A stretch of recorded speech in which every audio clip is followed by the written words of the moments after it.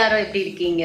So இன்னைக்கு திரும்ப நான் ஒரு கறி மட்டன் கறி ஸ்பெஷல். மட்டன் கறி மட்டும் இல்லாமல் பார்த்தீங்கன்னா அட் அ டைம் நான் வெஜிடேரியனாக இருக்கிறதுனால நான் மஷ்ரூம் மசாலா பண்ணுவேன் தனியாக.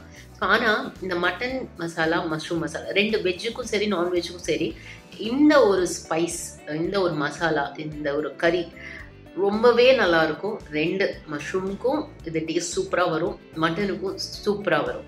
ஸோ மட்டன் சுக்கா மாதிரி தான் இது. ஸோ இந்த காம்பினேஷன் டபுள் ரெசிபியை உங்களோட இன்றைக்கி நான் இன்க்ரீடியன்ஸோட ஷேர் பண்ண போகிறேன். பார்த்தீங்களா, ஷூட்டிங்க்கு இது மட்டன் அண்ட் இது மஷ்ரூம் பேக் பண்ணி எடுத்துகிட்டு வந்தாச்சு. ஸோ மட்டனை வந்து கூட இருக்கிற ஆர்டிஸ்ட் கொடுப்பேன், மஷ்ரூமை நான் சாப்பிடுவேன். ஆனால் அதோட இன்க்ரீடியன்ஸை நீங்கள் பார்க்க வேண்டாமா? ப்ரிப்பரேஷன் ரொம்ப ஈஸிங்க. போய் இன்க்ரீடியன்ஸை பாருங்கள். இப்போ ஒரு பாண்ட்லியில் நல்ல 2 கரண்டி எண்ணெய் விட்டு இதில் பெப்பர், அதாவது மிளகு நீங்கள் 2 ஸ்பூன் எடுத்து போட்டுக்கோங்க. கூடவே ஜீரகம் 2 ஸ்பூன், சோம்பு 2 ஸ்பூன் எல்லாத்தையும் சேர்த்து கொஞ்சம் கருவேப்பிலையும் அதில் போட்டு நல்லா வதக்கி விட்டுருங்க. அது நல்லா ரோஸ்ட் ஆகட்டும், பொறுமையாக வெயிட் பண்ணுங்கள். அது ரோஸ்ட் ஆகி முடித்ததுக்கப்புறமா சின்ன வெங்காயம் இங்கே பார்த்தீங்கன்னா நான் ஒரு 20 சின்ன வெங்காயத்தை உரிச்சி எடுத்து வச்சுருக்கேன் ஃப்ரெஷ்ஷாக. ஸோ இதை இதில் ஆட் பண்ண போகிறேன். இதை நல்லா கோல்டன் ஃப்ரை பண்ணிடணுங்க. மசாலாவை நம்ம விழுது மாதிரி அரைச்சி எடுத்து வச்சுக்க போகிறோம். இதை தான் ரெண்டுத்துக்குமே நம்ம யூஸ் பண்ண போகிறோம். இப்போ அதே பாண்ட்லியில் ஒரு 2 ஸ்பூன் எண்ணெய் விட்டு பெரிய வெங்காயம், ஒரு பெரிய வெங்காயமாக கட் பண்ணி இது நல்லா திரும்ப கோல்டன் ப்ரௌன் ஆனதுக்கப்புறம் இஞ்சி பூண்டு பேஸ்ட் 1 ஸ்பூன், நல்ல ஒரு பெரிய ஸ்பூனில் இஞ்சி பூண்டு பேஸ்ட் போடுங்க. இப்போது மஷ்ரூம்ஸை இந்த மாதிரி கட் பண்ணி ஹாஃப் அண்ட் ஹாஃப் கட் பண்ணி வச்சுக்கோங்க. ஏன்னா மஷ்ரூம்ஸ் வந்து எப்போவுமே அப்படியே சுருங்கிடும். ஸோ மஷ்ரூம்ஸை இந்த அளவுக்கு கட் பண்ணால் போதும். இது கூட அரைச்சி வச்சுருக்கிற விழுதை நீங்கள் இப்போ 1.5 ஸ்பூன் போட்டுடலாம். 1.5 ஸ்பூன் அரைச்சி வச்சுருக்கிற விழுதை போட்டுட்டு கூடவே காஞ்ச மிளகா 1 ஸ்பூன், 1/2 ஸ்பூன் மஞ்சள், தேவையான அளவு உப்பு எல்லாத்தையும் போட்டு கொஞ்சம் நேரம் மூடி வைங்க. அவ்வளோதான். பார்த்தீங்களா, 10 நிமிஷம் கூட ஆகலைங்க, மஷ்ரூம் சீக்கிரமே வெந்துடும். இந்த அளவுக்கு அழகாக கிரேவி சேர்ந்து வந்தாச்சு. இப்போ மஷ்ரூம் கிரேவி ரெடி ஆயாச்சு.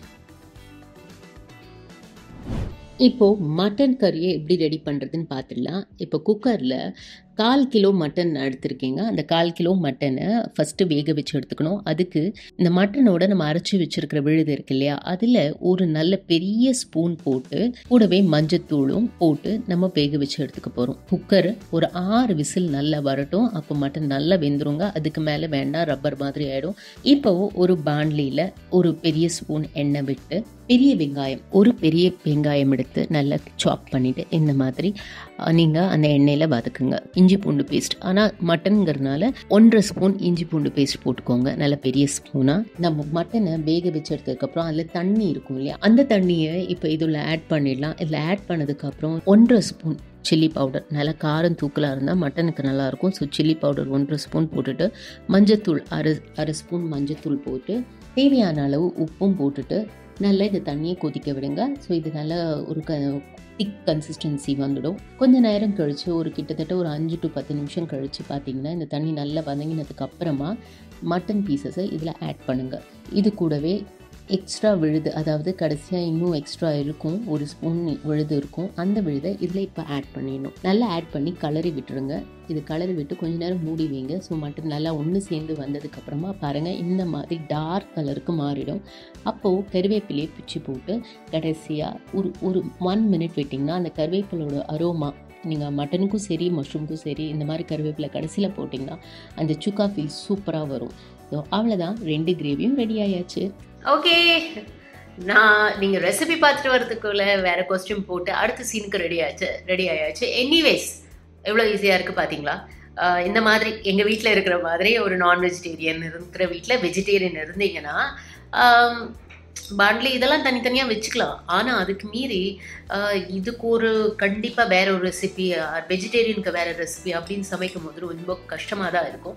ஸோ இந்த மசாலா, இந்த இன்க்ரீடியன்ஸோட ட்ரை பண்ணி பாருங்கள். கண்டிப்பாக வெஜிடேரியன்ஸுக்கு ரொம்ப பிடிக்கும், நான் வெஜிடேரியன்ஸ்க்கு அஃப்கோர்ஸ் இந்த காம்பினேஷன் ரொம்ப பிடிக்கும். ஸோ ட்ரை பண்ணிவிட்டு என்னோட கமெண்ட்ஸை ஷேர் பண்ணுங்கள். ஓகேங்களா? Thank you so much. Be positive. And Sanjeev ரொம்ப நல்லா இருக்காரு, குணமாயிட்டே வராரு. கிராசிங் ஃபிங்கர்ஸ், சீக்கிரமே ஃபுல் ஃபார்முக்கு வந்துடுவார். அது வரைக்கும் உங்களோட அன்பு, உங்களோட விஷஸ் எல்லாமே அவரோடையே இருக்குன்னு எனக்கு நல்லா தெரியும். ராங்காக கமெண்ட்ஸ் எழுதுறவங்க ராங்காக எழுதிட்டோம், பட் என் கூட பாசிட்டிவாக இருக்கிறவங்க எப்போவுமே என் கூடவே இருங்க. அது மட்டும்தான் என்னோட வில் பவருக்கான எனர்ஜி. ஓகேங்களா?